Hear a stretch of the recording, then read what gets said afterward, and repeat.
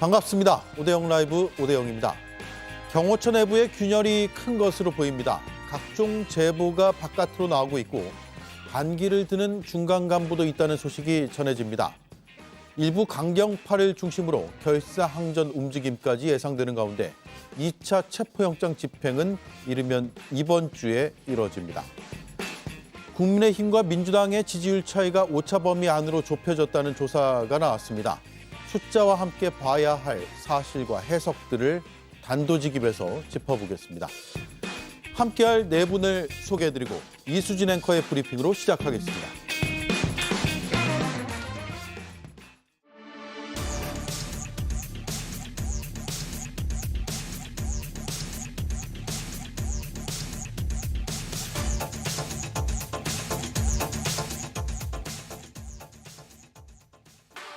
제가 확인한 또 다른 제보에 따르면 윤석열 씨는 1월 12일 경호처 간부 5, 6명과 오찬을 하면서 무기 사용을 이야기했다고 합니다. 나를 체포하려고 접근하는 경찰들에게 총은 안 되더라도 칼이라도 휴대해서 무조건 막으라는 지시를 했다는 것입니다. 김성훈 경호차장도 대통령의 이런 미친 지시에 어떤 대답을 했는지 밝혀야 합니다. 총이 안 되면 칼이라도 들라. 대통령이 이렇게 지시했다고 윤건영 의원은 주장했습니다. 이게 얼마나 믿을 만한 내용인지 묻자 이렇게 답했습니다. 경호처 내부에서 들어온 제보이고요. 경호처 내부만이 확인할 수 있는 참석자라든지 그런 부분들이 확인이 되었기 때문에 제가 발표를 한 것입니다. 윤석열 대통령 측은 즉각 반박했습니다. 허위 사실 유포라며 깊은 유감을 표했습니다. 이렇게 각자의 주장이 부딪히는 상황에서 더욱더 분명해지는 건 대통령은 불안해하고 있고 경호처는 흔들리고 있다는 겁니다. 사흘 연속 대통령이 경호처 직원들과 직접 식사를 하면서 달랬는데 이런 노력에도 불구하고 경호처에서는 비밀이 자꾸 새어나가고 있기 때문입니다. 공수처는 이런 간극을 파고들고 있습니다. 경호처 직원들에게 영장 집행을 막으라는 위법한 명령에 따르지 않더라도 직무유기가 아니라고 설득했습니다. 네, 2차 체포영장 집행을 앞두고 경호처에서 바깥으로 여러 이야기들이 나오고 있는 것 같습니다. 일단 오늘은 제보 형식으로 민주당에서 이 내용을 전했는데 대통령 측에서는 즉각 반박을 했거든요. 대통령의 경호처에 대한 무기 사용의 지시는 가짜 뉴스다. 허위 사실 유포에 깊은 유감을 표명한다고 했고요. 대통령은 평소 일상적인 업무 매뉴얼에 의한 적법한 직무 수행을 강조하였을 뿐 그런 지시를 한 적이 없다라는 입장을 냈습니다. 서영주 이준우 의원님 차례로 한번 들어볼까요? 네. 각자가 어떤 근거로 이야기를 하고 있는지 신빙성 있는지를 좀 따져보죠. 네. 일단은 뭐 대통령실에서 나온 입장, 그러니까 경호처에 대해서 공수처의 체포영장 집행에 대해서 이 화기 사용, 그러니까 총기 발포 명령을 한 적이 없다라고 얘기하고 가짜 뉴스라고 하잖아요. 네. 일상적인 통상적 업무만 했다. 그 말을 누가 믿을지 모르겠습니다. 보통 사람은 지난 과거의 행적들로 그 사람의 말을 신뢰하기 마련인데 이 내란 자체도 일상적인 업무라고 주장하는 쪽 아닙니까? 그런 쪽인데 이 경호처의 직원들에게 무기 사용을 하지 말라고 했다라는 말을 누가 믿을 것인지. 그리고 이게 윤건영 의원이 얘기한 것들은 이미 언론에 보도가 된 부분들을 본인이 또 크로스 체크를 해서 이거 사실관계를 확인한 것이기 때문에 저는 그 대통령실 측근들, 변호인들이 얘기하는 것들은 저는 믿을 수 있는 신빙성이 0.1도 없다고 저는 봅니다.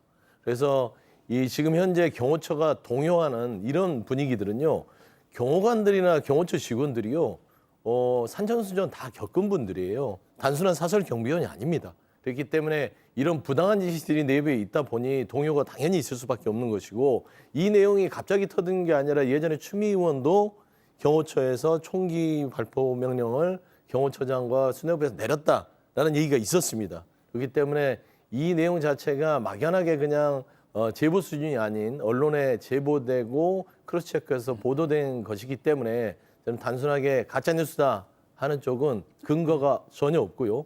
윤건영 의원은 나름대로 이 부분에 대해서 언론 보도와 제보를 확인한 그런 주장이라고 봤을 때는 어떤 쪽에 더 진실이 있는지는 국민들이 더 확실하게 판단할 수 있을 것 같습니다. 네. 네, 저는요 대통령이 자신을 위해서 목숨을 바칠 준비가 되어 있는 경호관들에게 직접적으로 총이 아니면 칼을 휘둘러서라도 나를 막아라 이런 지시했을 리가 저는 없다고 봅니다. 왜냐하면요 경호관들은 평상시에 경호처법에 따라서 대응할 준비를 하고 있고요. 늘 훈련을 24시간 받아온 사람들입니다. 이런 사람들이 갑자기 경호처법에 따르지 않거나 매뉴얼이 없는 그런 총을 내버려 두고 칼로 휘두르라 이런 지시를 받아서 활동할 리가 없다 그런 말씀드리고요. 그러면 그 칼을 어디서 가져옵니까? 뭐 주방에서 가져옵니까? 아니 밖에 문구점에서 칼을 사옵니까? 자, 이렇게 근거가 없는 막 이제 떠도는 얘기를 주워가지고 대단한 제보인 양 이렇게 보도한 것은 어디서 많이 본 것 같다 이런 생각이 듭니다. 지난번에 우리가 김만배 신앙님의 허위 인터뷰를 받지 않습니까? 이미 그 두 사람들 실제 일어나지 않은 일에 대해서 허위로 묻고 답하면서 언론에 보도를 했습니다. 그와 관련해서 현재 수사를 받고 있는 상황인데 또다시 이런 식으로 출처가 의심스러운 또는 실제 일어나지 이런 말이 전해졌는조차도 의심스러운 그런 말을 기자회견을 해서 했다는 것 자체가 굉장히 국민들이 보기에는 민주당에 대해서 따로 판단하실 거다 이런 봅니다. 예. 자, 김보엽 위원님. 예. 김보엽 위원은 어떻게 보셨어요? 저는 이게 일상적인 업무 매뉴얼 바깥에 지시를 윤석열이 했을까라는 의심이 들면서도 일단 윤건영 의원이 했다는 얘기에는 신빙성이 있다고 봅니다. 왜냐하면 왜요? 윤건영 의원이 노무현 정부, 문재인 정부에 꽤 오랫동안 청와대 근무를 하지 않았습니까? 예. 그러면 경호처는 그 정권의 성격에 따라서 바뀌는 사람들이 아닙니다. 경호 공무원입니다. 그래서 그분들은 어떤 분들은 뭐 7개 정부에 걸쳐서 일했다는 분들도 있잖아요. 예. 당연히 국정상황실장을 지냈던 윤건영 의원과 친분이 있는 경호관들도 있을 겁니다. 그리고 그런 경호관들이 지금 몹시 불안한 상태잖아요. 혹시라도 체포영장 집행 과정에서 물리적인 충돌이 일어나면 어떻게 하나. 그리고 경호처는 앞으로 또 어떻게 되나 이런 불안감이 있을 겁니다. 그렇기 때문에 그런 걸 최대한 막아보기 위해서 평소 친분이 있던 안면이 있던 윤건영 의원에게 이런저런 제보를 했을 가능성이 있다고 생각을 하고요. 네. 지금 관저 입구에서 보면 총기가 들어있는 듯한 가방 같은 것도 보이잖아요. 헬멧도 쓰고 이렇던데 총기는 내보이지 않되 무장을 했으니 함부로 체포하러 들어올 생각하지 말아라. 이런 신호를 보내는 것 같습니다. 갈 때까지 가보겠다는 뜻인데 저는 이걸 보면서 몹시 답답합니다. 이 국민으로부터 권력을 위임을 받아서 국가를 대표하는 대통령뿐 아니라 어느 정치 세력을 대표하는 사람이라고 해도 반드시 자기를 따르는 혹은 자기를 지지하는 사람들에게 나의 결정이 어떤 영향을 끼칠지 늘 고민을 하거든요. 근데 지금 한남동 관저에 숨어 있는 내란숙의 윤석열은 생각을 안 하는 것 같습니다. 오로지 자기 그리고 배우자 김건희의 안위만 생각하지 평소 자기를 위해서 목숨을 던져서 경호를 하려고 했던 경호관들의 안위, 안부에 대해서는 전혀 생각하지 않는 것 같습니다. 그러니까 경호처 직원들 대부분이 등 돌렸고 극단적인 한 10여 명 정도가 남았다는 거 아닙니까? 그렇다고 해서 그 엄정한 법 집행을 하지 않으면 안 될 겁니다. 왜냐하면 이게 하나의 선례가 되면 앞으로 조직폭력배 두목이 자기의 집을 요새화하고 각종 무기로 무장을 한 조직원들에게 체포를 막으라라고 명령했을 때 경찰은 체포 안 할 겁니까? 아니잖아요. 되게 안 좋은 선례를 남길 수 있다. 국가의 국가 공권력의 엄정함을 보여줘야 된다고 생각합니다. 예. 자, 김성열 의원 의견까지 들어보죠. 예. 일단 지금 윤건영 의원의 제보가 사실이라면 법적 쟁점들이 좀 생깁니다. 한 3가지 정도로 정리할 수 있을 것 같은데요. 첫 번째는 지금 대통령이 지시를 내릴 수 있는 상황이 아니에요. 대통령 지금 탄핵 소추를 받고 있는 상황에서 직무 정지가 되어 있습니다. 만약에 지시를 내렸다면요, 이거는 직권 남용에 해당될 가능성이 매우 높아요. 그런 문제가 하나 있고요. 두 번째는 무력 사용을 통해서 영장 집행을 막아라. 이거 위법한 지시예요. 위법한 지시에 대해서 절대로 따르면 안 됩니다. 지금 법원의 영장에 대해서 반대하는 근거가 전혀 없어요. 그리고 반대를 만약에 하고 싶으면요, 두 가지 방법 정도가 있습니다. 하나는 법원에 이의 신청을 하는 게 있고요. 또 하나는 체포 적부심을 신청을 하면 돼요. 근데 이의 신청은 했다가 법원에서 일일이 다 설명해 주셨잖아요. 이건 이의 신청 대상이 안 된다. 틀린 주장이다. 했고요. 체포 적부심은요, 체포가 된 다음에 하는 거예요. 그러니까 정 이게 억울하고 잘못된 것이 있다 하시면요, 체포 응하시고 가서 체포 적부심 하시면 됩니다. 그리고 세 번째는 뭐냐면은 이런 위법한 지시에 따라서 일을 해야 되느냐에 대한 경호처의 그런 혼란이 있는 것 같아요. 자, 공무원 행동강령 제4조에 보면요, 상관의 위법한 지시에는 따르지 않아도 된다라고 분명히 나와 있어요. 그래서 직무유기가 해당되지 않습니다. 그리고 우리 박정훈 대령 사건을 통해서 보셨지만 군대 역시 위법한 지시에 따르지 않아도요, 항명죄 해당 안 돼요. 무죄 받으셨잖아요. 이런 거 보시면서 경호처 내부에서도 이거에 대해서 따르지 말아야 된다, 이런 이야기가 있으면서 혼란이 있는 건데요. 지금 모르긴 몰라도 경호처 내부에서 가장 바라고 있는 것은 무엇일까요? 제가 생각하기에는요, 윤석열 씨가 법에 따라서 자진 출석을 하는 것, 그걸 바라고 있을 거라고 저는 생각을 합니다.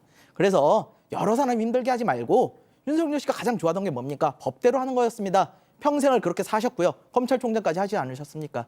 그러니까 법원의 지시에 맞게 법대로 체포영장에 응해 주시길 바랍니다. 네. 자, 네 분의 의견이 좀 비슷하거나 약간 다르거나 좀 많이 다르거나 이렇게 차이가 있네요. 서영주 의원님. 네. 그런데 이제 박종준 경호처장이 사임을 했고 네. 김성훈 경호처장 이제 직무대행 체제가 됐잖아요. 그렇게 바뀌면서 더 강경해졌다, 이런 얘기들이 나오고 있는데 뭐 우리가 바깥에서 볼 수는 없죠. 그렇죠. 그런데 워낙 그동안에 이제 뭐 성향이랄까요, 아니면 친밀도, 누구와 가깝다, 누구 라인이다, 이런 것 때문에 그렇게 해석을 하고 있는 것 같은데, 이런 성향이 향후 2차 집행 때 어떤 영향을 미치게 될 걸로 보세요? 그러니까 이제 경호처 전체를 총괄하고 흔드는 데 있어서, 그러니까 매파, 좀 강경파라고 해야 될까요? 예. 그다음에 박종준 전 경호처장은 나름대로 무력 충돌이 안 생기게끔 하면서 중간에서 중재 역할을 했다고 본인도 경찰에서 지순수를 한 거 보면 비둘기파 같아요. 근데 이제 결국에는 그 온건파는 이제 본인 스스로 나와서 그냥 내가 할 만큼 했다, 그 나온 것이고, 예. 남은 사람들은 이제 김성훈 경호차장인데, 이분이 아무리 강경책을 쓴다 하더라도 일단 한번 박종준 전 경호처장이 이렇게 경찰에 가서 본인이 이 경호처에 대한 어떤 전체적인 책임을 한번 내려놓는 순간 네. 조직은 한번 흔들립니다. 그러니까 직무대행 체제로 가서 아무리 좀 강경하고 강성인 뭐 김성훈 직무대행이 한다 하더라도 이미 경호처 직원들에게 있어서는 이거 우리 원래 있던 처장님께서도 흔들리는데 우리가 이거 해서 되는 거야? 라는 생각을 할 수밖에 없는 거예요. 그리고 몇몇이서 그 수뇌부 4-5명이서 강하게 갑시다. 우리 대통령을 지킵시다. 할 때 그게 본인들이 팀을 꾸리는 건 아니거든요. 팀을 꾸리는 거는 이제 각 부장들이 팀원들을 꾸리고 있습니다. 그러면 지금 현재 그 부장들이 그 무력으로 우리 경호관들이 했다가 나중에 불이익을 당하면 책임져 줄 거 아니잖아요. 했을 때 할 말이 없어요. 예. 뭐 윤석열 대통령이 지금 상황 자체에서 내란죄를 대한민국 법치의 이 현 상황에서 덮을 수 있다고 생각하는 정상적인 어떤 공무원들이 어디 있겠습니까? 이미 지는 해입니다. 그냥 어깃장을 놓고 있는 것 뿐이기 때문에 저는 그 부분에서 몇몇 수뇌부가 강하게 드라이브를 걸더라도 전체 조직의 어떤 조직원들이 그걸 따르지 않으면 그걸 실행할 수 없습니다. 그래서 저는 그냥 단순히 김성훈 차장뿐만 아니라 몇몇의 강경파가 그런 주장들을 가지고 달래고 얼래고 압박을 해보나 결국에는 아니 본인들 인생은 본인들이 각자 경호관들이 책임지는 거잖아요. 가족들도 있고. 그렇기 때문에 움직임이 더 둔화될 것이고 결국에는 저쪽이 말하는 강경파, 매파라고 볼 수 있는 저분들은 고립될 수밖에 없다라고 예. 봤을 때는요. 그냥 언론상은 강한 어떤 수뇌부로 바뀌었으나 사실상 경호처는 조직의 어떤 그런 강경파를 따르지 않는 조직으로 지금 서서히 변해가고 있다라는 좀 평가를 하고 싶습니다. 네. 2차 집행 앞두고 지금 내부에서 제보 내용이 사실인지 아닌지는 우리가 앞으로 좀 확인이 필요하겠지만 어쨌든 안쪽의 얘기가 이렇게 새어나오고 있는 것은 맞는 걸로 보이고 그렇다면 내부 동요가 꽤 크다라고 언론에서 해석하는데 그렇게 볼 수 있습니까? 저는 내부 동요가 크다고 보지는 않고요. 지금 어제 어느 언론 보도에서 이제 그 김성훈 경호차장에 대해서 이제 반발했던 어느 간부가 예. 대기 발령이 났다. 이제 이런 얘기가 나왔었는데요. 그 이유가 반발해서 이제 대기 발령한 게 아니라 그럽니다. 제가 알아봤더니 그게 아니라 본인이 지금 저기 허가를 받지 않고 외부에 나가서요. 예. 외부에 나가서 경찰 인력을 2명을 모 호텔에서 만났습니다. 만나서 관저에 관련된 시설, 주요 사이트가 어디 있다 이런 것도 알려주면서 근무 교대 시간이라든가 이런 것들 주요 정보를 넘겨줬었고요. 또 하나 그리고 또 다른 또 본인의 SNS 있지 않습니까? 핸드폰 SNS 통해 가지고 주요 정보를 아마 텔레그램으로 예상되는데 그런 식으로 텔레그램은 실시간으로 정보를 넘겨주는 게 확인이 됐다 그럽니다. 그러니까 이거는 뭐냐면요, 군사시설보호법 위반, 대통령 경호법 위반, 그리고 국가공무원법 위반 사실이 확인된 거예요. 예. 그것 때문에 대기 발령 난 거지. 동요로 해가지고 김성훈 차장한테 반발해서 대기 발령, 갈등이 있어 대기 발령 난데 아니라는 걸 말씀을 드리고, 그리고 이 간부라는 분, 대기 발령 받은 이 간부라는 분이 과연 경찰하고만 얘기를 했느냐, 내통했느냐, 아니면 민주당 의원, 지금 이상식 의원이 본인 스스로 밝혔지 않습니까? 경찰하고 소통하느라고 전화기 불이 났다. 근데 그게 소통이라는 게 말이 소통인 건지 내통인 건지 아니면 수사에 대한 지휘인 건지 여러 가지 해석이 가능합니다. 그리고 그 논의 과정에서 뒤에 이재명 대표가 없었는지까지도 확인이 필요합니다. 이런 식으로 이제 민주당과도 정보 교류를 했을 대통령 관저에 대한 주요 군사 보안 시설 정보를 넘겼을 가능성이 있기 때문에 예. 이렇게 대기 발령한 거지. 지금 경호처 내에서는요 따로 동요가 있다거나 뭐 이탈 움직임이 있다거나 그런 거는 없는 걸로 그걸 알고 있습니다. 네, 이에 대해서 반론하실 분 있으면 지금 해주시죠. 좀 말씀 좀 드리면 경호처 직원들의 뭐 동요가 있다 없다 여기서 우리가 부정해도 동요가 있는 건 동요가 있는 거예요. 지금 경호처 직원들이 2주째 갇혀 있습니다. 집에도 못 가고요. 2주째. 저기에서 윤석열 대통령이 내일한 우두머리 때문에요. 근데 한 가지는 분명해지고 있는 거는 제가 확인한 바는 그래요. 경호관들부터 30, 40대예요, 지금. 경호처 직원들이 주력들이요. 근데 그 친구들이 가장 지금 우려하는 거는 가족들 전화를 많이 받는답니다. 너 어떻게 하려고 그러냐. 그러니까 네 인생을 책임지지 않잖아. 그러니까 법대로 정말 잘 살펴서 네가 피해되지 않는 부분에 있어서 네가 잘 처신했으면 좋겠다. 예. 라는 그런 얘기들이 많이 들어간답니다. 그렇기 때문에 지금 2주째 집에도 못 들어가고 말씀한 대로 뭐 근무지 이탈이네 이런 식으로 강압적으로 잡아놨는데 이게 부당한 거를 다 경호처 직원들이 많이 느끼고 있다는 겁니다. 네. 그 중에 하나가 지금 그 모 부장이라는 분이 경찰을 만나기도 했고 뭐 언론을 만났다고 뭐 그런 얘기도 있다고 하는데 결국에는 그 내부의 사정을 가장 부장급이면 많이 하는 사람들이고요. 부장급은 최소 20년 이상은 경호처에서 근무한 사람입니다. 그러면 내부 돌아가는 건 그 누구보다 없는 사실을 말할 수 없어요. 그러니까 뭐 강경파 수뇌부들이 지금 범죄에 동조를 하건 방탄을 하건 대통령에 대한 잘못된 어떤 경호 어떤 수칙을 갖고 있을지 모르나 예. 최소한 20명 이상 경호처를 지켜온 사람으로서 이건 더 이상 아니다라는 측면에서 저는 뭐 내부 제보든 어떤 그 부당함에 대해서 인식을 가지고 행동에 나섰다는 점에서는요. 예. 그건 나중에 그건 죄가 되지 않습니다. 예.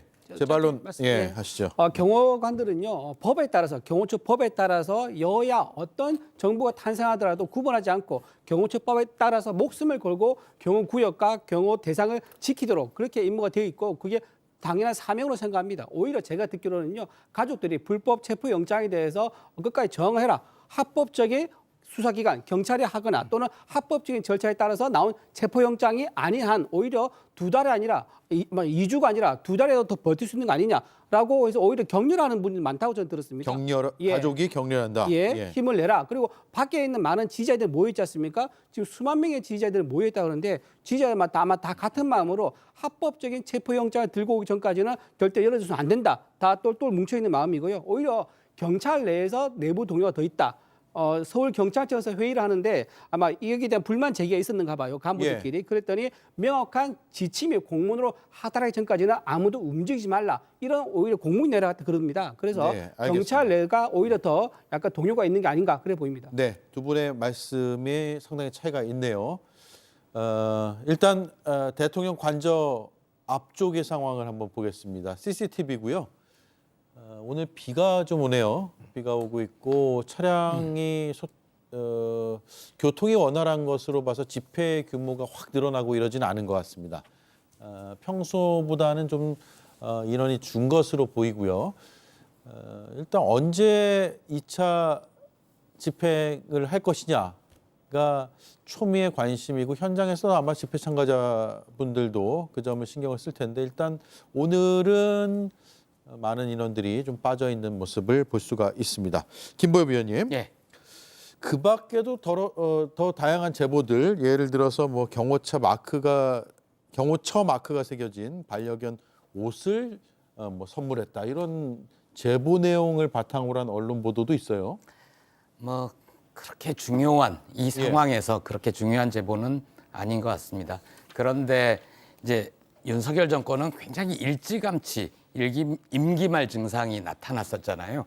이 임기말 증상의 대표적인 것이 그 대통령의 말발이 먹히지 않는다는 것, 그리고 민감한 정보가 바깥으로 샌다는 겁니다. 민감한 정보가 바깥으로 새는 건 근거리에 있는 사람의 제보를 통해서 야당의 폭로로 이어지기도 하고요.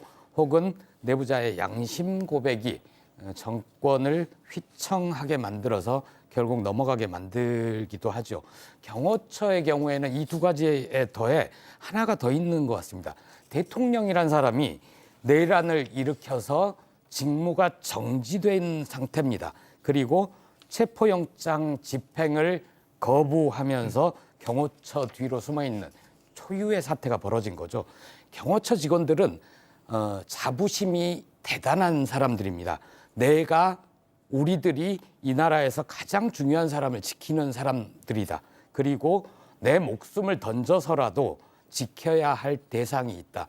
숭고한 직업의식, 직업윤리인 거거든요. 그런데 그 지켜야 할 대상이 중대범죄자다? 이러면 직업윤리가 흔들릴 수밖에 없잖아요. 네. 그리고 조직에 대한 걱정도 있을 겁니다. 지금 경호처가 만약 선택을 잘못하면 대통령실의 경호처가 과연 필요한가? 경찰의 한 부서로 재배치해야 되는 거 아닌가? 이런 논의도 있지 않습니까? 간부들이라면, 경호처에 대한 애정이 있는 간부들이라면 당연히 조직의 미래에 대해서도 걱정을 할 겁니다. 이준호 위원이 얘기했던 거에 대해서 간단하게 반론을 하겠습니다. 합법적인 영장을 들고 오면이라는 표현을 썼는데 판사가 법관이 발부한 체포영장이 합법적인 게 아니면 도대체 어떤 체포영장이 합법적일 수 있는가 하나 여쭤보고 싶고요. 두 번째, 경호법을 언급을 하셨는데 경호법에 보면 경호란 경호 대상자의 생명과 재산을 지키는 것, 그리고 신체에 위해를 가하는 걸 막는 겁니다. 그런데 경찰의 체포영장 집행이 윤석열의 신체에 위해를 가하거나 생명이나 재산을 없애겠다는 게 아니지 않습니까? 그런데 거기에 경호가 설당이 있습니까? 경호법에 있는 경호의 정의에 근거해서 얘기를 해주십시오. 예, 알겠습니다. 이제 논리에 대한 시각 차이는 계속 반복되는 것 같아서 여기까지만 할게요. 예, 김성일 위원님, 대통령 체포영장의 시한이 연장된 게 지난 7일. 네. 그래서 일주일이 다 돼 가는데 언제쯤 집행할 걸로 보세요? 일단 지금 체포영장 집행을 해야 되느냐는 분들이 좀 계시더라고요. 그 부분부터 말씀을 좀 드리면요. 지금 체포영장 집행해야 됩니다. 왜 그러냐면요. 지금 현재도 이 내란에 대한 범죄 행위가 지속이 되고 있어요. 단순히 방어권을 사용하는 정도를 넘어서서 외신을 불러가지고 이 불법기업이라는 것 자체가 나라를 좀 더 반듯하게 만들려고 비상계엄을 선포한 거다. 이렇게 지금 말씀을 하시고 계시거든요. 이거는 사실은 명백한 선전선동에 해당을 해요. 그렇기 때문에 체포영장을 통해서 계속되는 범죄 행위는 좀 막아야 되는 상황이고요. 자, 지난번 공수처의 체포영장 집행 실패 사례는 사실 굉장히 안 좋은 선례입니다. 법원에서 적법하게 발부한 영장을 그냥 물리력으로 막으면 막힌다라는 아주 안 좋은 선례를 만들었어요. 그렇기 때문에 이번에 2차 집행은요, 반드시 성공을 해야 돼요. 그만큼 철저한 준비를 하셔야 되고요. 여기서 핵심이 되는 사안은 뭐냐면요. 이런 위법한 명령을 내리는 사람들에 대해서 먼저 조치를 해야 돼요. 예. 지금 특히 우리 김성훈 경호차장 체포영장 신청돼 있거든요. 이분에 대해서 체포영장 집행을 먼저 해야 됩니다. 그래서 이분을 체포영장 집행을 할 때 경호처는 사실 경호법상 대통령은 보호할 수 있어요. 하지만 이 경호차장에 대해서 보호할 근거가 전혀 없어요. 그렇기 때문에 우리 김성훈 경호차장에 대해서 체포영장을 먼저 집행을 하고요. 그런 다음에 이제 적법한 영장 집행이 들어가면 저는 물리적 충돌이라든가 이런 우려될 부분이 거의 없을 것이다. 이런 생각을 좀 하고요. 그렇게 김성훈 차장에 대해서 체포영장 집행한 후에는 절대 시간을 끌어서는 안 돼요. 그렇기 때문에 지금 체포영장이 내일 정도에 나올 거로 지금 예상을 하고 있는데 그렇다면 내일 오후 또는 모레 아침부터 이 윤석열 씨에 대한 체포영장 집행을 꼭 해야 된다라고 보고 있습니다. 예. 비슷한 생각이세요? 지금 김성훈 차장이죠. 경호처장 권한을 지금 대행하고 있는 3번 소환에 불응해서 체포영장이 지금 신청돼 있어 발부가 되면 먼저 집행하고 그다음에 이광우 경호본부장도 집행하고 김신 경호처 가족부장도 집행하고 하면서 대통령 체포를 해야 된다. 네. 아마 그게 아마 공수처의 전략 같아요. 예, 전략인데 지금 다 언론도 알고 있고 알고는 다 있으나 알고 있죠. 이제 그게 외통수라고 할 수 있겠죠. 예. 그러니까 알면서도 할 수밖에 없는. 그렇죠. 예. 대통령 경호법을 들이대서 경호처가 계속해서 불법적인 어떤 뭐 경호를 하고 있다고 보이는데 결국에는 이제 그 김성훈 직무대행이라든지 나머지 본부장이랑 부장 그분들에 대해서의 어떤 공무집행 방해에 대해서의 소환에 불응해서 체포영장은 발부가 될 겁니다. 예. 제가 알기로는 아마 늦어도 오늘 밤 아니면 내일에 발부가 될 텐데 그게 있으면 대통령 경호처에서 이들에 대한 체포를 막을 수 없습니다. 대통령 경호법에는 경호원들이 대통령 이외에 다른 사람을 경호하게 되면 이게 경호관의 직권남용죄가 적용이 돼요. 예. 그래서 그 부분에 있어서 경호관들은 이 본인들의 동료에 대한 경호차장과 수뇌부에 대한 이 말하자면 공수처의 체포 집행을 막을 수 없습니다. 그러니까 결국엔 막을 수 없어서 이 수뇌부를 전부 다 현장에서 체포를 하게 되면은 결국에는 경호처는 와해가 되는 상황이고요. 경호처 이외에 뭐 지금 현재 그 내란 우두머리인 윤석열 대통령을 보여줄 사람이 누가 있겠습니까? 그렇기 때문에 일단은 저 장벽에서 지금 이미 이 경찰의 어떤 정당한 이 출석 소환에 응하지 않는 이 세 명을 체포하면서 동시에 그 현 윤석열 대통령에 대한 체포가 이루어지는 예. 그런 상황이 되면 경호의 어떤 여러 가지의 어떤 대응들은 순식간에 무너질 수 있다. 예. 거기에 이제 형사기동대가 1,000명 정도가 조직적으로 체포에 아주 능통한 분들이기 때문에 저는 순식간에 잘 정리가 될 거라고 보고 빠르면 내일 새벽 아니면은 늦어도 모레는 마무리가 다 될 것 같습니다. 예. 네, 저는요 김성훈 차장에 대한 체포영장이 나오지 않을 가능성도 있다고 봅니다. 왜냐하면 도주 우려라든가 또는 중요한 이제 증거인멸 우려라든가 이런 게 있어야 되는데 지금 현재 관저에서 자리를 지키고 있지 않습니까? 그리고 본인이 항변하고 있는 거는 불법 체포영장에 대해서는 받아들일 수 없다. 논란이 되고 있는 부분이거든요. 이거를 법원에서 단정지어서 판단하기 어려울 것이다. 그리고 또 만에 하나 영장이 나온다 하더라도요 수색영장이 나와야 되는데 그럼 수색영장 나온다 그러면은 군사비밀보호시설에서 어떻게 수색을 할 수 있습니까? 즉 다시 말해서 이거를 가능하게 하려면 다시 또 형사소송법 111조를 또 얘기해야 돼요. 110조. 그러니까 제외한다. 김성훈 차장을 체포하기 위해서는 내가 체포한 영장에서 형사소송법 110조와 111조 군사시설에 대한 적용 제외를 제외한다라고 하는 걸 또 다시 또 불법을 또 만들어야 됩니다. 예. 대통령과 똑같은 게 이제 반복이 되는 거죠. 이런 것을 또 할 수가 있겠느냐 이런 생각도 들고요. 저는 이렇게 공수처가 무리해서 윤석열 대통령을 체포할 이유가 뭐냐 생각해 보면 아마도 수갑을 채우고 양쪽 팔에 팔짱을 낀 채 카메라 앞에 서는 모습을 보여주기 위한 그런 목적이 아닌가 싶습니다. 예. 공수처가 지금 현재 2021년에 만들어졌지만 딱히 실적이 없는 상황이거든요. 기소된 건은 딱 하나가 유죄가 됐는데 그것도 2심에서 무죄가 됐습니다. 그러니까 존재의 이유를 공수처의 존재 이유를 입증해야 되는 그런 상황에 쫓기다 보니까 무리해서라도 우리 공수처란 작은 조직이 대통령을 체포했다. 이런 어떤 트로피, 보여주기식의 성과를 내기 위해서 조급하게 하는 게 아닌가 그런 생각이 듭니다. 예, 그래서 체포영장이 기각될 수도 있다 이 말씀이네요. 다만 제가 한 말씀만 덧붙이면 증거인멸이나 도주 우려는 구속영장의 발부 요건이고 체포 요건은 형사소송법에 이것도 나와 있는데 죄를 범하였다고 의심할 만한 상당한 이유가 있거나 정당한 이유 없이 출석 요구에 응하지 아니할 때는 청구할 수 있다라고 되어 있어서 요건이 조금 구속영장과는 차이가 있다라는 점을 좀 말씀을 드리고 넘어갈게요. 자, 오늘 경찰청장 직무대행이 국회 행안위에 출석을 했습니다. 2차 집행을 하는 과정에서 누구든 현행범으로 체포할 수 있다고 이렇게 밝혔는데요. 들어보겠습니다. 이 스스로 백골단을 자처하는 단체가 영장 집행을 방해하면 현행범입니까 아닙니까? 현행범이 맞습니다. 현행범을 경찰이 눈앞에서 목도하면 발견하면 어떻게 해야 됩니까? 뭐 공무집행방해로 처벌할 수 있겠습니다. 당연히 그래야죠. 일부 국회의원들이 국민의힘 의원들이 체포 저지를 천명하고 가서 관저 앞에 서 있었어요. 실제 체포 저지를 하진 않았지만 만약에 영장 집행을 할 때 이분들이 다시 가서 체포 저지 행동을 한다면 이 역시 현행범이죠. 체포 저지를 적극적으로 한다면 현행범이 될 수 있습니다. 네. 예. 자, 여러 가지 발언들이 나왔습니다. 일단 김보엽 위원님, 예. 현행범 체포까지도 검토하고 있다라고 경찰은 지난번에도 강경한 입장이었던 거죠. 지금도 맞습니다. 마찬가지고요. 네. 그 현행범 체포가 가능하죠. 일단 현행범 체포를 막겠다고 국민의힘 의원들 지난번에 40여 명 정도가 한남동 관저 앞에 가서 기자회견도 하기도 했는데 저는 최근에 중앙일보였죠. 국민의힘 의원들을 맹윤, 친윤, 멀윤, 반윤 이렇게 분류를 하지 않았습니까?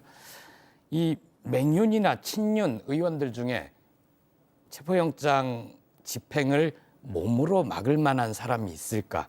그 특수공무집행 방해죄로 현행범 체포라는 걸 감당할 만한 의원들이 있을까? 그렇게 용기 있는 의원들은 보이지 않습니다. 그 40여 명이 몰려갔다가 더 앞으로 많아질 거라고 했는데 많아지지 않았잖아요. 확대되지도 않았고. 그래서 체포영장이 집행되면 아마 그 옆으로 피하면서 소리도 지르고 피켓팅도 하기는 하겠지만 예. 체포영장 집행을 막을 만한 사람들은 없을 것이다.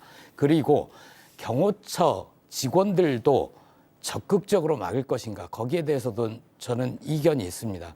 12월 3일 국회 안에 들어왔던 경금들, 제가 방송에서도 얘기를 했는데 소소한 저항 혹은 정의로운 태업을 저는 목격을 한 바 있습니다.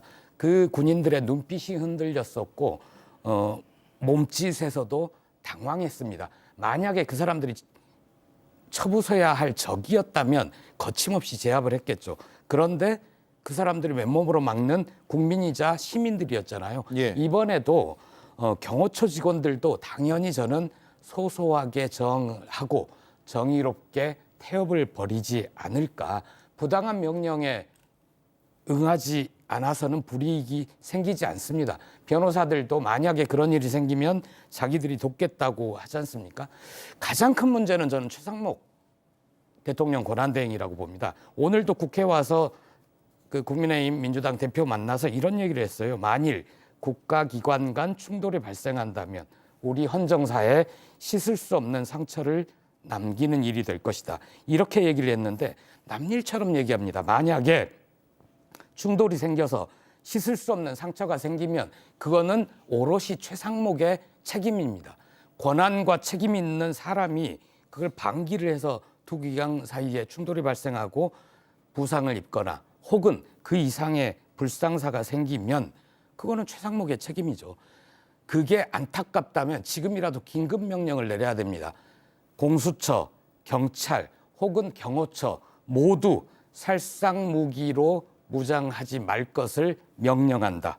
비무장 상태로 체포영장을 집행하고 비무장 상태로 경호에 임하라. 이렇게 명령만 하더라도 최악의 상황은 막을 수 있을 겁니다. 예.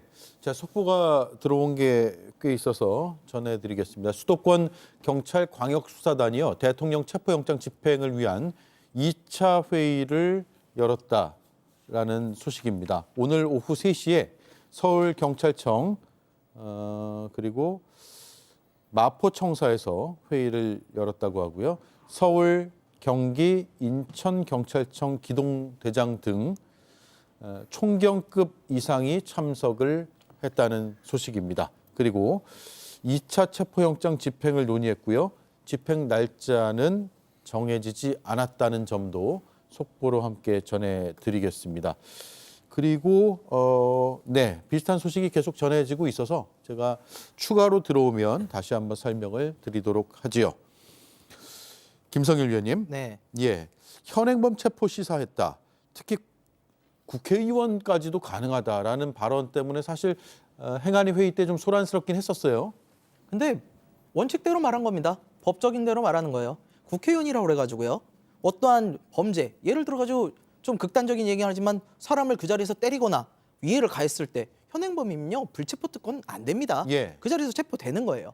그래서 사실 지난번에 그 자리에서 특수공무집행 방해죄 혐의가 있는 사람들, 즉 영장 집행을 물리력으로 막았던 사람들 다 체포를 했어야 되는데 저는 그게 되게 안타까운 부분이 좀 있고요. 그렇다고 국힘의원분들께서 과연 2차 집행 때 가서 그렇게 스크럼 짜고 막으실 거냐라고 얘기한다면 저는 조금 생각이 달라요. 왜냐면요. 국민의힘 의원분들 굉장히 법을 잘 알고 계신 분들이 많아요. 나경원 의원님 판사 출신이잖아요. 김기현 의원님도 판사 출신이고 추진우 의원님 검사 출신이고 뭐 너무 많아요. 이분들이 과연 지금 자신들이 하는 행동이 법원에서 이건 너네 영장 위법한 거니까 잘 막았어 라고 판단을 해줄 거라고 생각할까요? 아니에요. 본인들 알아요. 이거 법원 가면은 자기들 처벌받는 거 압니다. 그렇기 때문에 적당히 이제 법꾸라지 스타일로 뒤로 살짝 물러나서 항의 정도만 하시지 않을까라는 생각을 좀 하고요. 중요한 것은 이제 우리 국민들 수준이 높아져서요. 그런 저급한 쇼 이런 거에는 좀 안 넘어갈 거다. 그러니까 그런 건 좀 안 하셨으면 좋겠다는 말씀 드리겠습니다. 예. 자, 마지막으로 윤석열 대통령이 보름 만에 소셜미디어에 글을 올렸습니다. 산불과 관련된 내용이고요. 네, LA 산불이죠. 불의의 피해를 입으신 분들께 애도와 위로의 말씀을 드린다. 또 교민 피해 없도록 정부 차원에서 지원을 당부한다라는 내용인데 서영주 이준우 위원님 말씀만 좀 듣고 마무리를 할게요. 네. 이게 사람이 고쳐 쓰는 거 아니라는 얘기가 있는데, 그러니까 윤석열 대통령 여전히 취임부터 지금까지 공사 구분이 안 됩니다. 공적인 것과 사적인 걸 구분을 못 해요. 그러니까 이 내란을 저지른 것도 공사 구분을 못해서 저는 저질렀다고 보거든요. 예. 지금 직무가 정지돼 있어요. 이 메시지는 최상목 권한대행이 해야 될 부분입니다. 아무리 권한대행이라 하더라도 지금 현재는 대통령 측의 권한을 대행하는 최상목 권한대행이 해야 될 일을 본인이 직무가 정지되는지 아닌지 그걸 구분을 못하고 있고, 두 번째는 제가 늘 걱정이 돼서 하는 말입니다. 이 체포도 체포지만 치료가 필요하다. 저는 인지부조화라든지 망상장애가 여전히 계속 존재하고 있다는 측면에서는 저는 이 치료 감옥까지 같이 좀 이렇게 좀 필요한 상황이지 않을까. 정말 현실 인식이 하나도 안 되는 그런 윤석열 대통령을 보고 있다. 그렇게 좀 평가할 수밖에 없습니다. 예. 권한대행이 낼 법한 메시지다라는 정도로 제가 정리를 해드릴게요. 네. 개엄 후에 트럼프의 최측근이 대통령 관저를 방문했습니다. 어떤 내용의 대화가 오갔는지는 알려지지 않았지만 대통령 관저를 트럼프 대통령이 실제로 찾아간 것은 적어도 이재명 대표를 만나지 않았다. 그 자체만으로 상당히 의미가 있다 이렇게 볼 수 있을 것 같고요. 예. 지금 현재 중국에서는요. 많은 중국인들이 한국에 들어와서 군사보호시설을 마구잡이로 촬영하고 있습니다. 간첩 혐의로 지금 수사를 받을 수 있는 그런 위급한 상황이고요. 북한은 지금 동해로 미사일을 발사하고 있는 상황입니다. 이런 상황 속에서 한미 끈끈한 동맹관계를 동맹관계로 확인시켜주는 이런 대통령의 제스처가 아닌가 그렇게 생각합니다. 네. 알겠습니다. 김보 위원님 뭐 말씀하고 싶으신 것 같은데요? 예. 여기서 갑자기 중국과 북한이 왜 나오는지 좀 궁금합니다. 한미동맹 중요하죠. 한미동맹 그렇게 중요한데 한미동맹에서 가장 중요하다고 그동안 얘기했던 게 가치 아닙니까? 가치는 민주주의죠. 자유민주주의를 공유하고 있기 때문에 동맹이 중요한 건데 미국 지금 주요 관부들도 윤석열의 행위에 대해서 잘못됐다. 민주주의가 빨리 회복되길 바란다. 그런 입장인 걸로 알고 있습니다. 예. 저도 짧게만. 예, 한 말씀씩 하시죠. 그리고 혹시 반론이 있으면은 네, 네. 30초만 드리겠습니다. 끝날 때 갑자기 붙어버렸네요. 예. 지금 내 집에다 불 질러놓고 이영만리 타국당에 불난 거 걱정하는 거 너무 어이가 없습니다. 미국에는 산불이 났지만요. 지금 우리나라 국민들 마음속엔 천불이 나 있어요. 우리나라 국민들의 마음에 불 질러온 거 이거부터 좀 정리를 해야 된다고 저는 생각을 하고요. 어서 법 집행에 정당히 따르셔서 국민들 애태우지 마시길 바랍니다. 네. 네, 뭐 변함이 없습니다. 윤석열 대통령은 법과 원칙에 따라서 수사기관이 합법하게 그리고 합법한 영장이 들어오면 언제든지 응하겠다. 그런 입장은 변함이 없다 말씀드립니다. 네, 알겠습니다. 네 분 말씀 잘 들었고요. 네, 날씨가 좀 굳은 것 같으니까 조심히 돌아가시기 바랍니다. 고맙습니다.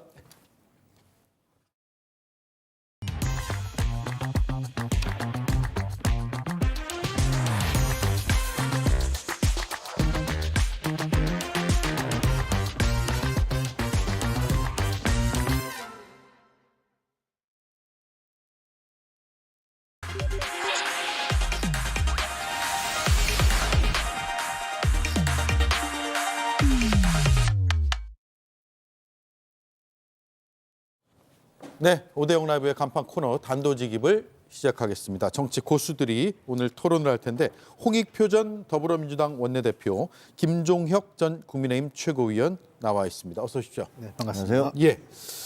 자, 지지율 얘기 좀 해볼 텐데 이수진 앵커가 요점 정리를 먼저 해드리겠습니다. 국민의힘 지지율이 오르고 있다는 여론조사 결과가 잇따라 나오고 있습니다. 우리 모두 감사한 마음을 잊지 말고 성원에 부응하기 위해서 한층 더 노력해야 하겠습니다. 대한민국을 위협하는 이재명 세력의 폭주에 맞서 올바른 나라를 만들어달라는 절규 어린 호소인 것입니다. 국가와 국민의 미래를 위해 다시 한번 신발끈을 조여매고 앞으로 나아가야 될 것입니다. 네, 들으신 것처럼 국민의힘 지지율이 큰 폭으로 상승을 했습니다. 리얼미터와 에너지경제조사에 따르면 국민의힘 지지율은 4주 연속 상승을 해서 40.8%를 기록했습니다. 전주 대비 6.4%포인트 상승한 건데요. 40%대를 기록한 건 지난해 7월 이후 처음입니다. 탄핵 정국이라는 점에서 더욱더 이례적인 일이기도 합니다. 민주당과의 격차도 1.4%포인트로 오차 범위 안으로 좁혀졌습니다. 다만 이에 대한 해석은 분분합니다. 보수가 과표집되어서 이런 결과가 나타났다라는 분석이 있는가 하면 그렇다고 하더라도 이 현상이 추세적으로 나타난다는 점에서 원인을 좀 더 면밀하게 살펴봐야 한다는 분석도 나오고 있습니다. 네, 여러 해석이 나오고 있더라고요. 오늘 보니까 전문가들은 예를 들어서 지금 보수 지지층들은 전화를 받으면은 적극적으로 어쨌든 답을 하고자 하고 이른바 진보 지지층은 너무 대통령에 대한 이제 체포 영장 집행이 늦어지니까 끊어버리거나 좀 잘 응답을 안 하는 경우가 있다. 이런 해석을 하는 쪽도 있고 그래서 뭐 과표집돼 있다 이런 얘기도 있는데 두 분이 어떻게 보신지가 상당히 궁금합니다. 왜 이런 수치가 나왔다고 보세요? 앞서 말씀드린 과표집 문제는 그렇게 큰 변수는 아닙니다. 아, 그래요? 예, 왜 그러냐면 이 결국은 적극 지지층들이 전화에 적극적으로 여론조사에 호응한다는 것 자체가 결집하고 있다는 얘기고, 예. 두 번째는 그런 과표집을 감안해서 특히 이제 갤럽이나 리얼미터 같이 오랫동안 일관되게 했던 대표적인 여론조사 기관 같은 경우는 일정자의 보정을 합니다. 그런 측면에서 과표집값만 갖고 설명하기는 어렵고요. 저는 한 4가지 정도 이유가 있다고 봅니다. 4가지나 있나요? 예. 첫 번째는 국민의힘이 이제 더 이상 내부에서 별로 싸우지 않잖아요. 어느 정당이든 내부에서 싸움을 하게 되면 지지율이 떨어집니다. 그다음에 두 번째 요인은 어찌됐든 이게 뭐 누가 원했던 뭐 원치 않던 간에 결과적으로 지금 그 계엄과 그 탄핵 문제가 정쟁화되면서 양쪽 진영이 결집하고 있는 형세. 그리고 세 번째는 어쨌든 반사이익을 좀 보고 있는 것 같아요. 민주당이 한 두 가지로 비판받는데 민주당의 통한 반사이익은 하나는 제대로 일을 민주당이 하지 못한다 하는 적극 지지층으로부터의 불만, 민주당. 예. 또 하나 반대쪽으로서는 중도나 보수 쪽에서는 민주당이 너무 지나치게 그 강경일변도를 하고 있는 것 아니냐. 그래서 전국의 혼란이 가중되는 것 아니냐. 이런 문제가 맞물려 가지고 지금 민주당이 약간 하락하고 있는 것 같고요. 반사이익이라 하면 민주당이 떨어지고 있다라는 것에 대한 반사이익을 국민의힘이 얻고 있다는 거예요? 그렇습니다. 예. 네. 마지막으로 하나는 역시 그 국민의힘이 계속 지금 해와가고 있던 반 이재명 전략이 일정 정도 지금 먹히고 있는 것 아니냐. 자기 지지층에 크게 한 4가지 효과 정도 볼 것 같습니다. 예. 네. 저는 뭐 기본적으로 민주당이 그 이번 그 비상계엄 이후에 전개된 전국에 있어서 계속 헛발질을 하고 무리수를 뒀기 때문에 거기에 대한 실망, 그게 가장 크게 작용을 했다라고 생각을 해요. 처음에 계엄이 내려졌을 때 국민의힘 지지도 폭락했거든요. 네. 그리고 사람들이 다 이게 말이 돼? 이런 분위기였어요. 근데 민주당이 그 이후에 그 갑작스럽게 뭐 줄탄핵을 시키겠다. 한덕수 뭐 오는 족족 탄핵을 시키겠다. 이런 말씀을 하시고 5명을 다 탄핵을 시키겠다. 이런 얘기도 하셨잖아요. 그런 얘기를 하니까 국민들이 도대체 저분들은 국정이라는 것들을 생각하는 게 아니고 그냥 나라가 마비돼도 좋다고 생각을 하는구나. 이런 식의 생각을 하시게 된 거고요. 또 최근에도 나온 것들이 보면 대통령을 무슨 사형을 시키겠다. 끌어나와서 목을 베라. 도저히 상상할 수 없는 그런 막말들이 쏟아져 나오고, 그리고 카카오톡 같은 것들을 그 통제를 하겠다라는 식의 얘기들이 나오니까 이런 것들을 보면서 국민들이 전부 다 대부분은 이건 좀 상식적으로 말이 안 된다라는 생각을 하신 것 같아요. 예.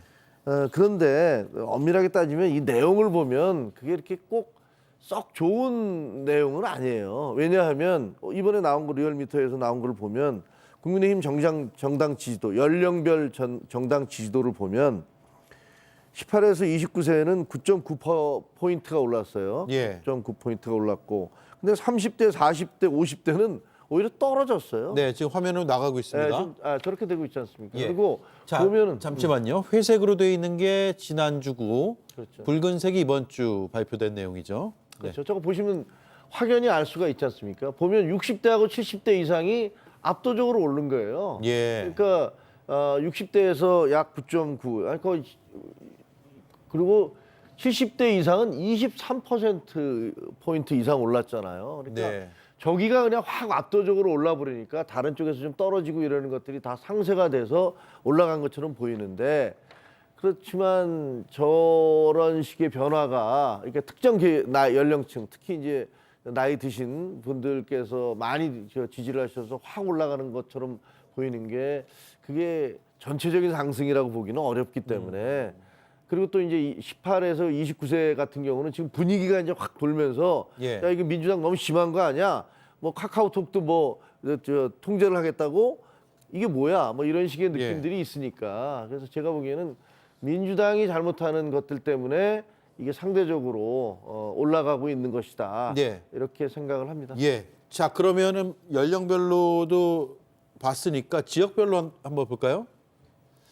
자, 지역별로도 보면 서울과 수도권이 있고 그다음에 대전, 세종, 충청이 있는데 조금씩 오른 것 같습니다. 반면에 이상한 게 강원도가요. 예. 특별한 이유 없이 저렇게 많이 떨어질 수가 있나요? 강원이 네. 확 떨어졌거든요. 강원하고 제주가 조금 그렇더라고요. 예. 자, 다음 장도 있습니다.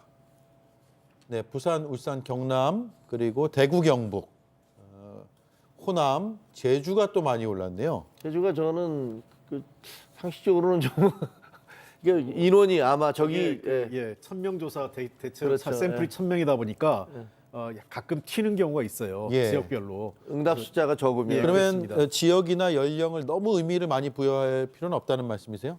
의미를 부여하는 건 아니고요. 근데 몇 가지 여론조사를 좀 크로스 체킹을 해볼 필요는 있겠죠. 그런 측면에서 전반적으로 아까 김정혁 최고께서 지적을 좀 몇 가지 해주셨는데 예. 전통적 지지층 연령별로 보면, 그러니까 국민의힘이 전통적 지지층이 강했던 게 민주당에 비해서 상대적으로 60대 이상, 그 다음에 30대 30대에서 민주당하고 보합 정도를 했는데 60대 이상에선 지지율이 뚝 떨어졌고, 그리고 30대 이하에서도 지지율이 훅 떨어졌다고 좀 회복한 추세를 보였지 않습니까? 그는 전반적으로 추세상으로, 그러니까 저게 정확하다, 민심을 얼마큼 100% 반영했는지 모르겠지만 여러 조사의 공통적으로 나타나는 거는 전반적으로 국민의힘 지지율이 다소 회복한 것은 분명한 사실인 것 같습니다. 예.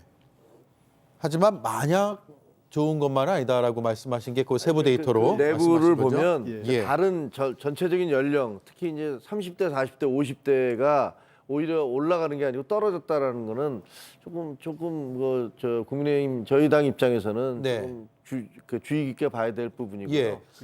앞서 이제 김종혁 최고위원께서 말씀하신 것 중에 이제 민주당 쪽에서 이런 실책들이 있었기 때문에 아마 오르지 않았겠느냐라는 말씀을 하셨는데 국민의힘 쪽에서 나오는 뭐 예를 들면 백골단 이슈라든가 여러 악재들이 꽤 많았음에도 불구하고 올랐다는 것은 또 어떻게 해석할 수 있을까요?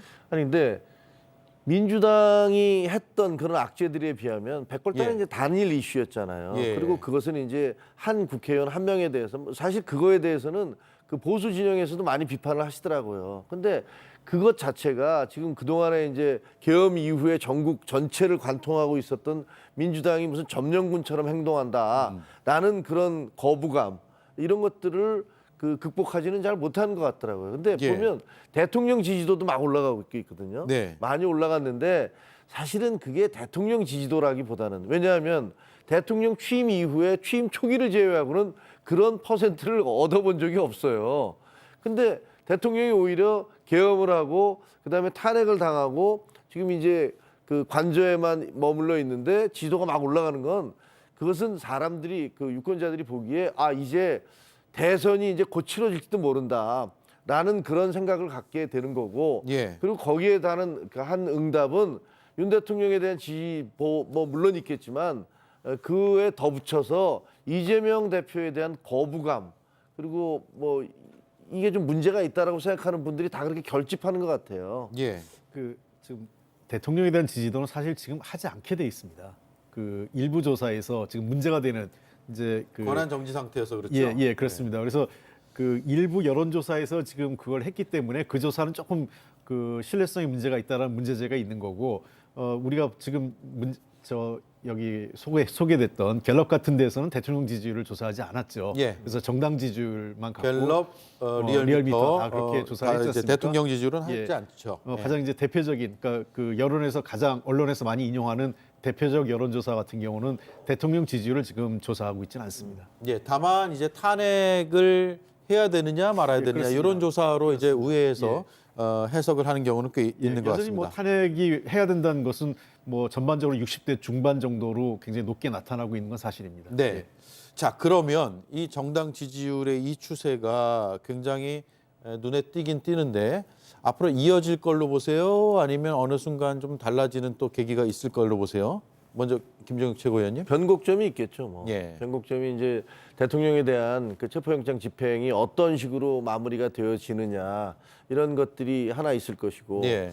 그다음에 지금 이제 그 계엄에 동원됐던 그 군인들 그리고 경찰들 뭐 이런 분들에 대한 재판이 이제 시작되잖아요.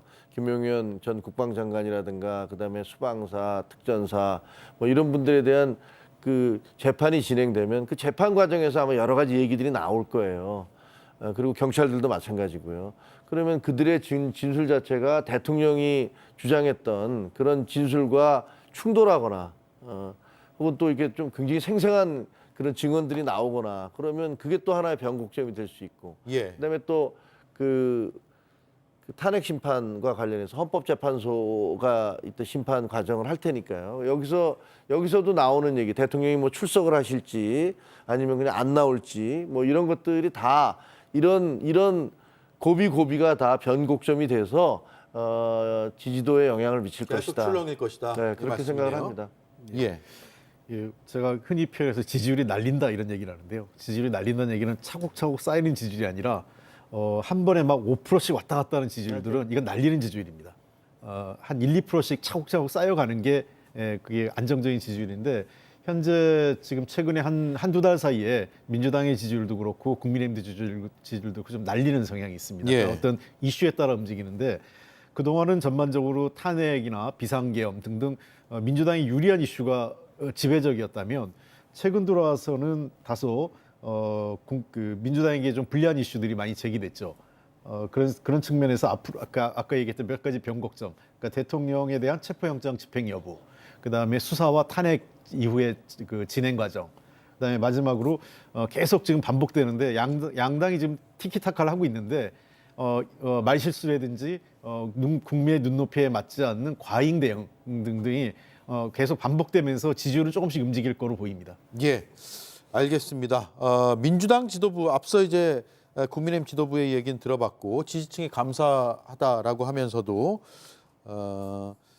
나라를 바로 세우는 데 힘을 모아달라는 질책과 당부의 뜻이다라고 권성동 원내대표는 밝혔고요. 민주당 지도부는 극우 진영의 조직적인 여론 조작에 대응하겠다는 게 오늘 주요 입장인데 일단 이재명 대표의 오늘 발언 들어보겠습니다. 민주주의를 위해서도 대한민국 민주공화국의 미래를 위해서도 이 가짜 뉴스는 반드시 뿌리를 뽑아야 합니다. 책임을 안 지고 뻔뻔스럽게 가짜 뉴스를 유포하면서 그 속에서 이익을 얻으면서 이 가짜 뉴스에 대해서 문제 제기를 하니까 마치 그게 무슨 문제라도 있는 것처럼 반격을 하고 공격을 하고 있습니다. 예, 김종혁 최고위원의 분석에 따르면 이른바 이제 카카오톡에서 이런 뭐 가짜 뉴스를 뿌리 뽑겠다라고 하는 것이 오히려 민주당 지지율을 떨어뜨렸다라고 보시는 것 같은데. 많이 떨어뜨렸죠. 아 그래요? 예. 예. 아니 생각해 보세요. 이게 앞뒤가 안 맞아요. 사실 뭐 죄송합니다만 홍익표 의원님은 그러시지 않지만 민주당 이재명 대표 민주당 생각하면 가짜 뉴스를 많이 말씀하신 걸로 저희는 기억을 해요. 예를 들면 저는 광우병 뭐 말도 안 되는 거짓말이었죠. 사드 전자파 뭐 뇌송송 구멍탑. 그다음에 사드 전자파 때문에 뭐 튀겨진다. 그 주변에 사는 사람들 뭐 성주 참외를 비롯해서 말도 안 되는 얘기를 했죠. 후쿠시마 오염수가 그 주장한 대로 하면 이미 작년 3월 달에 후쿠시마 오염수가 돌고 돌아서 우리 전 해역이 전부 다 오염됐어야 돼요. 하나도 안 나타나고 있지 않습니까? 청담동 술자리에서 뭐 대통령과 법무부 장관이 뭐 무슨 뭐 동백아가씨를 불렀다느니 수많은 어떤 그 허위 사실들이 민주당 발로 나온 게 많아요. 그런데 저는 가짜 뉴스를 해야 된다는 건 절대 아니거든요. 그거 잘못된 것이고 우리의 잘못된 정치 문화고 이거 바꿔야 돼요. 그런데 갑작스럽게 우리들은 아주 순진무구한데 이번에 지금 퍼져나오는 이 가짜 뉴스만 잘못된 거야라고 얘기를 하면 국민들이 보기에는 아니, 당신들이 얘기한 것도 다 가짜 뉴스가 많았다. 그것도 공당의 입장에서 공식적으로 얘기한 것도 가짜 뉴스가 많았는데 무슨 가짜 뉴스를 갑자기 처벌을 한다고 그러냐. 이런 식의 얘기가 나오거든요. 이런 게 없을 때 평상시에 독일처럼 예를 들면 2019년에 뭐 그렇게 했다고 그러던데 가짜 뉴스를 100만 명 이상이 되는 사이트에 올릴 경우에 뭐 무지막지한 벌금을 내린다. 예. 뭐 이랬더니 확 줄어들었다고 그래요. 그렇게 무슨 평상시에 하는 게 아니라 갑자기 본인이 불리해지니까 가짜 뉴스를 처벌하겠다라고 하면 국민들은 그거 받아들일 수가 없는 거죠. 예, 어떤 맥락에서 나온 겁니까?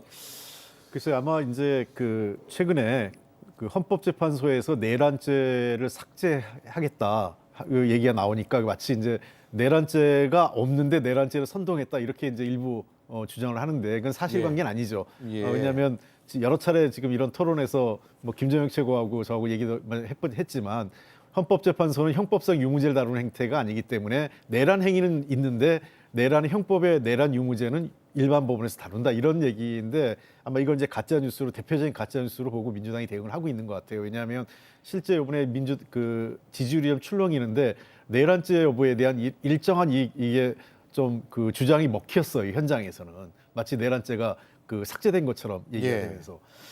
근데 이제 문제는 가짜 뉴스에 대해서는 여러 차례 문제가 되고 얘기하지만 이것이 현실적으로 지금 민주당에서 그런 대응을 얘기했지만 실효성이 없습니다. 실효성이 없다는 얘기는 가짜 뉴스를 판별하는 기준이 지금 현재로서 모호하고요.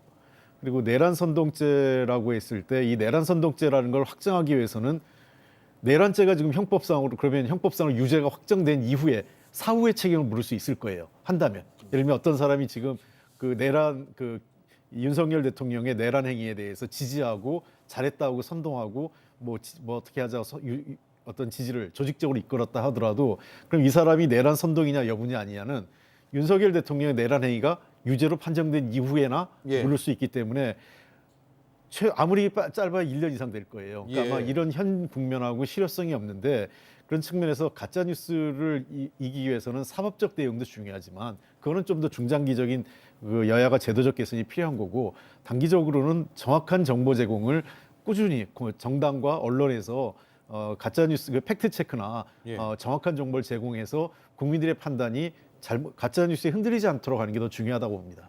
예. 그렇군요. 맞는 말씀인 것 같습니다. 그래서 정당에서도 지금 뭐 가짜뉴스 신고받는다고 쫙 하지만 거기에 대해서 어떻게 뭐 처벌하자 이런 것보다는 그에 대해서 반박하는 사실관계의 내용들을 설명해주고 이런 활동에 집중하고 있는 거죠? 예, 그걸 더 우선해야 되고요. 그걸 이제 그 소위 레거시 미디어라고 하지 않습니까? 예. 이런 이제 그 기존의 이제 뭐 공인된 매체, 언론 매체에서 좀 더 그러한 사실관계들을 정확하게 같이 그 해주는 노력이 필요합니다. 안 그러면 그냥 이거를 그 받아쓰기, 그러니까 언론에서 일부러 그냥 그 경마식 보도처럼 받아쓰기를 계속 해버리면 가짜 뉴스가 확산 유포되고 심지어 이제 공공 매체를 통해서 인용된 보도처럼 또 확산되기 때문에 이러한 문제들을 좀 더 우리가 책임감 있게 이 정당, 언론 그리고 각종 이제 그 정부기관이나 사회단체 등이 함께 좀 그 공유하면서 노력해야 될 문제입니다. 예. 민주당이 너무 조급해요. 그러니까 보면은 만약에 처음에 이제 비상계엄이 나고 난 다음에 민주당이 좀 더 그 점잖은 태도로 이거 굉장히 국가적인 위기 상황이니까 정말 이게 여야를 따지지 말고 이 위기를 극복해야겠습니다라는 식으로 나왔다면, 그리고 그 지금 대통령 권한 대행들이나 이런 분들에 대해서도 좀 더 예의를 갖추면서 대했다면. 예. 그리고 저는 말이죠, 이 특검도 마찬가지예요. 내란 특검 이렇게 몰아붙이고 있지 않습니까? 근데 아니 내란이라는 건 비상계엄이 내란일 수도 있고 아닐 수도 있어요. 근데 이것은 결국은 그 심판을 통해서 그 사법부가 판결해야 될 부분인데 지금 내란 특검 이렇게 딱 규정을 하고 가고 있지 않습니까? 예. 그럼 받는 입장에서는 아주 잘 판났네 이런 생각이 든다고요. 그냥 냉정하고 객관적으로 계엄 특검에도 계엄 자체도 이거 얼마나 큰 문제입니까? 근데 거기다가 그냥 딱 우리는 급하니까 빨리 너희들 이걸 몰아붙여야겠어 라는 식의 의도성이 보이기 때문에 그런 의도가 자꾸 쌓이니까, 그리고 이 특검 안에다가 우크라이나 파병한 것을 그거를 무슨 외환죄에 해당한다라든가 혹은 군사 기밀 시설이라든가 이런 것들에 대해서 무제한으로 우리가 접촉할 수 있다라고 이런 것들을 특검 안에다 넣어놓으면 이걸 누가 받을 수가 있겠습니까? 네. 그러니까 대법원이 그 좀 문제가 있어요라고 지적하지 않습니까? 그러니까 민주당이 너무 이런 식으로 마치 무슨 이제 비상계엄 이루었으니까 우리가 모든 것을 다 너희들한테 요구할 수 있어 라는 식으로 밀어붙인 것들이 여론조사에서도 결과가 폭락하는 거고, 국민들이 보기에도 저 사람들 뭐지? 이런 생각을 하시는 것 같아요. 네, 짧게 반론 듣고 넘어갈게요. 뭐 반론이라기보다는 좀 추가하면 그 저런 문제에 대해서는 조금 민주당이 귀를 열었으면 좋겠어요. 그러니까 내란 특검이라고 해도 좋지만 비상계엄의 반헌법, 그 법률 위반 여부에 관한 특검 이런 정도로 해도 비상계엄이 반헌법이라면 이게 사실 내란으로 바로 연결되는 거예요. 네. 사실상에. 그리고 그 외환과 관련돼서 이런 여러 문제가 사실은 민주당이 얘기 안 해도 이거 수사할 수밖에 없는 사안이었어요. 괜히 그 불거 건드려서 이걸 수사하느냐 안 하느냐 문제를 갔는데 이미 검찰에서 수사를 했기 때문에 몇몇 장성들의 증언에서 무인기라든지 등등 관련돼서 북한의 도발을 유발하려는 그런 그 시도가 있었다라는 증언들이 나오고 있지 않습니까? 예. 이미 검찰 수사가 꽤 진전됐기 때문에 저는 이런 문제는 전체적으로 비상계엄의 그 적법성 여부, 헌법의 위배 여부를 따진다면은 자연스럽게 따라서 수사할 수 있는 사안이다 이렇게 보입니다. 예, 알겠습니다. 첫 번째 주제는 이렇게 마무리를 하고요. 어찌됐든 지금 최대 관심사는 대통령에 대한 체포영장 집행을 언제 하느냐 하면 공수처나 지금 수사기관의 뜻대로 될 것이냐 이 부분인데, 일단 그거 하기 전에 윤건영 민주당 의원이 오늘 제보 내용 가지고 기자회견을 했습니다. 바로 반박이 나왔죠. 가짜뉴스라고. 근데 어찌됐든 대통령이 경호처의 간부들하고는 여러 차례 이제 점심 식사를 하고 있는 것으로 나타나고 있고, 거기에 대한 반박은 안 나왔거든요. 대통령이 경호처를 지금 단속하고 있다, 혹은 경호처 내부의 균열이 좀 있는 거 아니냐라는 징후 정도로 파악할 수 있을까요? 어떻게 보세요? 먼저 김종혁 최고위원님. 경호처가 갈등하고 있는 것 같아요. 그 직원들이 갈등하고 있는 것 같아요. 예. 저도 이제 전직 경호처 고위 간부 아는 분이 있어서 그분이 이제 계속 통화를 하더라고요. 경호처는 보니까 굉장히 끈끈하더라고요. 퇴직을 한 이후에도 다들 이렇게 네트워킹이 다 있어서 그건 정권의 뭐 진보 정권, 보수 정권 상관없이 쭉 가는 조직이기 때문에 그렇습니다. 상관없이 어떻게 가는 보면 거죠. 언론사 비슷해요. 일반 예. 공무원이에요. 예. 그리고 한 300~400명 일해서 몇십 년 같이 있다 보면 뭐 다 떠나도 뭐 선배 하잖아요. 다 그렇게 되는 그런 조직인 것 같더라고요. 예. 근데 얘기를 들어보니까 그 내부에서 상당한 갈등이 있대요.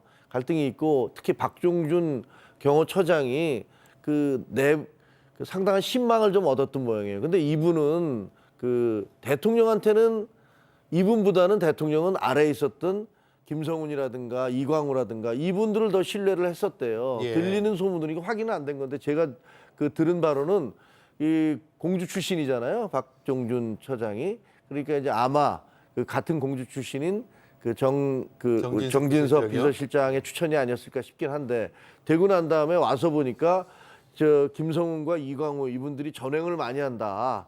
이런 판단에 따라서 대통령한테 이분들을 딴 데다 보내겠다라는 그런 인사 발령을 요구를 했는데 대통령이 그걸 거절을 했다는 거예요. 예. 그러니까 사실상은 난 너 신임 안 해 이런 얘기 비슷하게 들리잖아요. 그래서 처음에는 우리가 박종준 처장이 저 등장하고 그랬을 때 저 사람 굉장히 강성이네 이렇게 봤었지만 그건 아니었다는 거죠. 이분은 자기가 경호처장으로서 할 수 있는 걸 하다가 경찰이 요구를 하니까 세 번째에 바로 출석을 해서 사표를 내버렸잖아요. 그러니까 이거는 나는 거기에 응할 수 없어 더 이상 이런 취지였던 거고 지금 저기 보이는 김성훈, 이광우 저분들이 그 김용현 전 처장 네. 그리고 국방장관으로 가셨지만 그분이 있는 동안에 승승장구를 해서 아주 신임을 많이 받았다고 하거든요. 저분들이 지금 통제를 하고 있는데 다른 사람들은 그 부분에 대해서 다른 경호처 직원들은 이거 우리가 잘못하면 완전히 연금이고 뭐고 다 박탈당하고 더구나 우리의 불명예 더구나 저분들이 또 제일 걱정하는 게 그거래요. 경호처를 없애버린다고 하는데 이렇게 잘못하면 우리 경호처 우리의 직장 자체가 다 없어지는 거 아니냐라는 그 부분들에 대해 굉장히 고민하고 있다고 하더라고요. 예. 지금 사실 이제 어제 오늘 문제가 아니라 이 탄핵 계엄 이전부터 지금 대통령실에 경호처도 그렇고 비서실도 그렇고 소위 김건희 여사 라인 이런 말이 계속 떠돌았어요.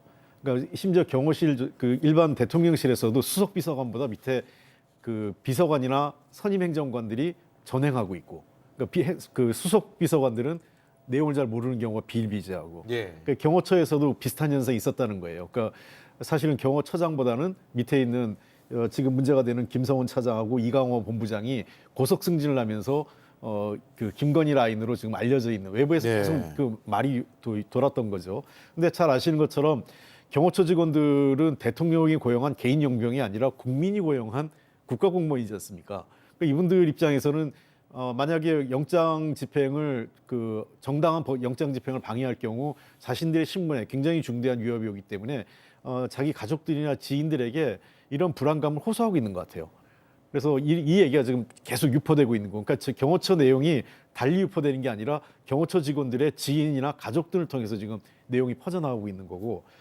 그다음에 박종준 경호처장이 결국은 경찰에 출두하고 이제 사표가 수리됐죠. 이 내용 자체가 박종준 경호처장으로서는 윤석열 대통령에 대한 인간적 의리를 다하면서도 결국은 이것을 막을 수 없는, 그러니까 경호처 내의 불안감이나 여러 가지 그 내부적 균열 이런 것들을 현실적으로 할 때 막을 수 없다라는 현실적인 한계 때문에 예. 스스로 자리를 물러난 것으로 지금 전해지고 있습니다. 예. 그러면 결국 대통령을 강경하게 지키겠다는 사수파 외에는 다 지시를 그대로 따르지 않을 가능성이 꽤 있네요. 그건 뭐 저희가 예단할 수는 없죠. 예. 어쨌든 경호처 직원들이라는 것은 대통령을 경호해야 되고 막아야 된다라는 그런 입장들이기 때문에 그게 어떻게 나올지는 잘 모르겠는데 지금 보면은 우리는 뭐 저런 무기를 사용하라는 지시를 하지 않았다라고 예. 이제 공식적으로 얘기를 했잖아요. 그건 상당히 다행스러운 일이죠. 대통령이 어떤 경우도 무기 사용하지 마라고 얘기를 한다면 나중에 뭐 집행이 들어간다 하더라도 그런 불상사까지는 대통령이 생각하지 않는다. 그건 상당히 다행스러운 일이라고 생각을 합니다. 예, 저도 다행이라고 보는 거는 만약에 이제 저게 사실이냐 아니냐를 떠나서 대통령의 지시가 있었냐 없었냐를 떠나서 경호처 직원들이 만약의 상황에 있어서도 무기를 사용하지 않는 근거가 됩니다. 왜냐하면 대통령이 지시하지 않았다고 하니까 다른 누군가가 경호차장이라든지 어떤 본부장이 무기 사용에 대한 지시를 한다 하더라도 대통령 지시가 아니기 때문에 예. 그런 이미 아니라고 분명히 변호인단이 밝혔기 때문에 언론 보도도 다 되고 알고 있겠죠. 그렇죠. 경호처 직원들이 알기 때문에 경호처 직원들이 그 위에 자기 상급자의 지시를 따를 이유가 없게 되는 거죠. 대통령은 그런 지시를 안 했는데 당신이 그 대통령의 뜻 없이 그렇게 지시를 하게 되니까요. 그런 측면에서 이 논의가 되고 저렇게 밝혀지는 것 자체는 그래도 그 더 큰 위기로 가는, 그러니까 불상사로 가는 걸 막는 그런 저는 그 의미 있는 것이라고 생각을 합니다. 알겠습니다. 경호처 직원들이 무기가 아니라 체포영장을 들고 오는 경찰들을 향해서 무기를 사용한다? 제가 보기에는 뭐 있을 수 없는 얘기입니다. 저도 있을 수 없고요. 근데 다만 저게 의미가 있는 게 아까 얘기한 것으로 중간에 다른 상급자가 지시를 해도 안 따를 수 있는 명분이 되는 거죠. 거부의 이유와 명분이 될 수 있다. 이렇게 정리하면 되겠네요. 자, 시간이 또 훌쩍 가버렸습니다. 두 분 말씀 잘 들었고요. 다음 주에 또 뵙겠습니다. 고맙습니다. 네, 감사합니다. 여러분, 복은 받는 거고 행복은 하는 거래요. 내 집 마련 계획이든 든든한 노후 준비든 신협에서 하세요 행복.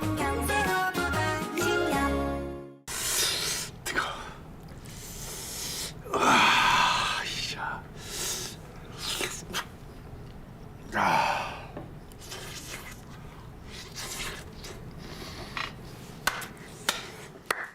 시대는 앞서 나아가는데 뒤쫓아가는 교육만으로 충분할까? 이제 순서를 바꾸자. 대학이 먼저 방향을 제시하자. 그것이 우리가 찾은 시대의 답. 결국 경국. 국립경국대학교. 깨노니 숙취? 자면 깨? 비우면 깨? 그래서 깨겠니? 깨노니 땡큐샷. 숙취해소 깨노니 완전 땡큐. 속이 깨야 진짜 깬다. 깨노니 땡큐샷. 탄핵 소추 뒤 딱 한 달이 지났습니다. 혼란이 수습되기는커녕 더 꼬이는 형국입니다. 물리력을 동원해 시간을 끌고 여론전에 매달리는 사이 새로운 이슈들이 계속 불거지고 정치적 주장들도 난무합니다. 이슈가 이슈에 덮이기도 합니다. 본질로 돌아갈 때입니다. 무엇이 이 시국을 불러왔고 무엇을 어떻게 바꿀지 머리를 맞댈 때입니다. 그렇지 않으면 훗날 이 큰일을 겪고도 아무런 교훈을 얻지 못했다는 말을 하게 될지도 모르겠습니다. 앵커 한마디였습니다. 보험회사의 케어는 달라야 한다. 미래를 예측하고 일생을 책임져야 하기에 악사 케어. 더 세심해야 한다. 더 충분해야 한다. 때론 더 과감해야 한다. 평범한 일상부터 만일의 위험까지 글로벌 보험 전문가 악사가 당신의 모든 순간을 케어합니다. 악사. 지금은 하이뮨 시대. 한양류 단백질의 정상적인 면역 기능, 소화를 고려한 설계까지. 좋으니까 하이뮨이죠. 하이뮨 프로틴 밸런스. 오케이, 다들 점심 먹자.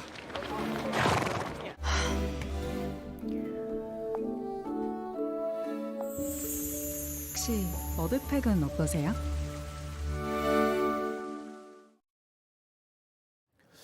네, 내일 하루만 오대영 라이브는 오후 5시 30분에 시작합니다. 그리고 밤 10시 40분에 신년 토론이 예정돼 있습니다.